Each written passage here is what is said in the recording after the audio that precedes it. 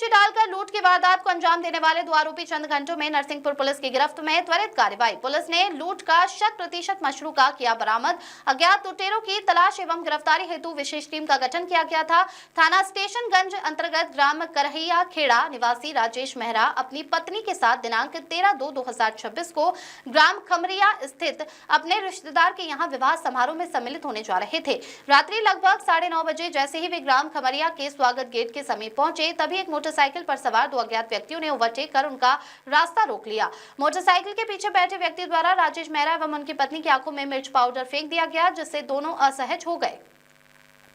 इसके पश्चात आरोपियों द्वारा झूमा झटकी करते हुए महिला के गले से सोने का मंगलसूत्र छीन लिया गया तथा मौके से फरार हो। अज्ञात लुटेरों की पतासाजी एवं गिरफ्तारी हेतु गठित की गई 2 विशेष पुलिस टीम। लूट की घटना संज्ञान में आने पर पुलिस अधीक्षक डॉक्टर ऋषिकेश मीना द्वारा अतिरिक्त पुलिस अधीक्षक श्री संदीप भूरिया के मार्गदर्शन में एवं एसडीओपी नरसिंहपुर श्री मनोज गुप्ता के नेतृत्व में पुलिस की 2 विशेष टीमों को गठन किया जाकर आरोपियों की तलाश कर गिरफ्तारी हेतु निर्देश दिए गए थे। ये आज नरसिंहपुर सब डिवीज़न के 3 थानों में आज अलग अलग थानों से बहुत अच्छी कार्रवाई हुई है। पहली कार्रवाई स्टेशनगंज थाने की है, जहां पर करैया खेड़ा निवासी एक कपल खमरिया गांव में शादी में अटेंड होने जा रहे थे।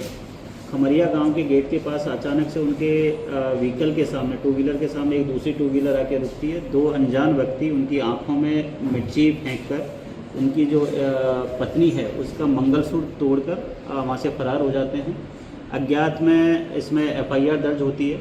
इसमें सबसे बड़ी बात यह है कि जो वहाँ उपस्थित और भी जो ग्रामीण जन थे उनके द्वारा पुलिस को तत्काल सूचना दी गई। पुलिस की टीम वहाँ पर पहुँची और ग्रामीणों के साथ मिलकर ही रात में 9:30 बजे के बाद तत्काल उसमें सर्च अभियान चलाया गया और 1 से 1.5 घंटे के भीतर ही पहला आरोपी अभिषेक सिंह लोधी जो सुरवारी का रहने वाला है, इसको हिरासत में लिया गया और इसकी निशानदेही पर दूसरे आरोपी यशवंत पटेल जो गोटे गांव का रहने वाला है, इसको हिरासत में लिया गया और विदिन 1.5 आवर्स इसमें जो लूटा गया मोबाइल है वो पुलिस ने बरामद कर लिया गया है।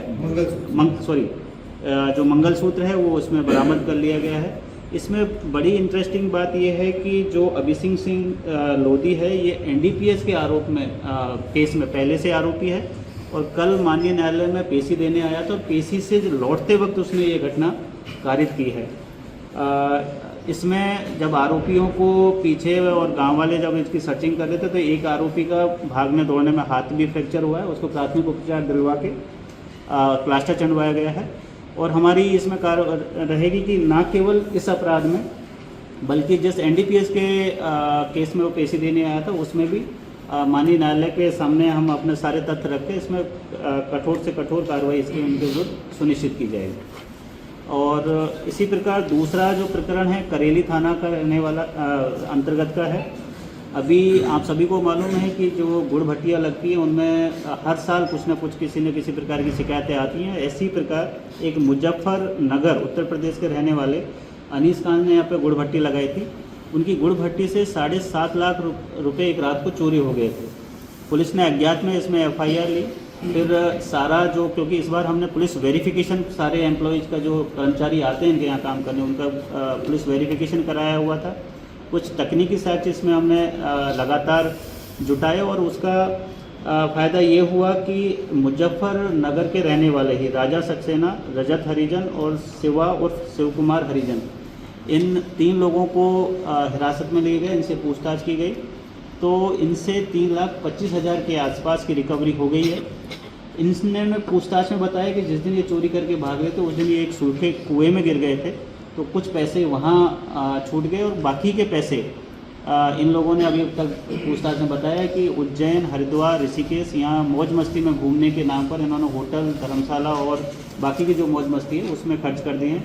अभी भी इनसे पूछताछ जारी है और जो जिस कुएं में ये गिरना बता रहे हैं वहाँ एक सेफ्टी उपकरण के साथ में टीम उतारी जाएगी ताकि बाकी के पैसे अगर रिकवरी की हालत में है तो उनको भी रिकवर किया जाएगा। सर क्या लगता है कि जिस तरीके से इन लोगों ने वारदात को अंजाम देने के बाद ऋषिकेश या उज्जैन या हरिद्वार गए हैं तो क्या ये अपने अपराधों की माफ़ी मांगने भी गए हैं? देखिए, ये हर अपराधी की एक मनोवृत्ति रहती है कि उसको लगता है कि उसने कुछ, सबको मालूम होता है कि उसने कुछ गलत किया है और अब उस गलती का पश्चाताप कोई भगवान के सामने शीश नवा के करता है, कोई किसी और तरीके से करता है। तो ये अपने आप को एक झूठी दिलासा देने का जैसा होता है कि अपराध करो और भगवान के सामने नतमस्तक हो जाओ, बट इस तरीके के आरोपियों का कोई धर्म और ईमान नहीं होता।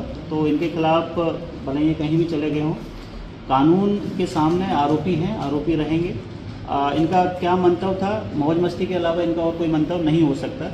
तो जो भी कानूनी कार्रवाई है इनके खिलाफ भी कठोर कार्रवाई करवाई जाएगी। और तीसरा जो प्रकरण है ये हमारे कोतवाली थाना अंतर्गत से है। यहाँ पर लगातार, जैसे कि आप लोगों को विदित है कि नशे के खिलाफ लगातार नरसिंहपुर पुलिस अच्छी कार्रवाई कर रही है, और उसी कार्रवाई के तहत ऑपरेशन ईगल किलो के तहत एक 11.5 ग्राम स्मैक अमन बैरागी, जो कि कठौतिया का रहने वाला है, इससे बरामद की है।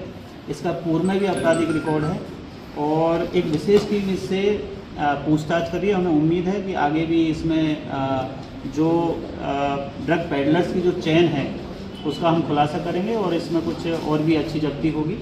तो इस प्रकार तीनों थानों ने मिलकर लूट, चोरी और अवैध स्मैक या अवैध ड्रग है उसके खिलाफ नरसिंह पुलिस ने अच्छी कार्रवाई की है।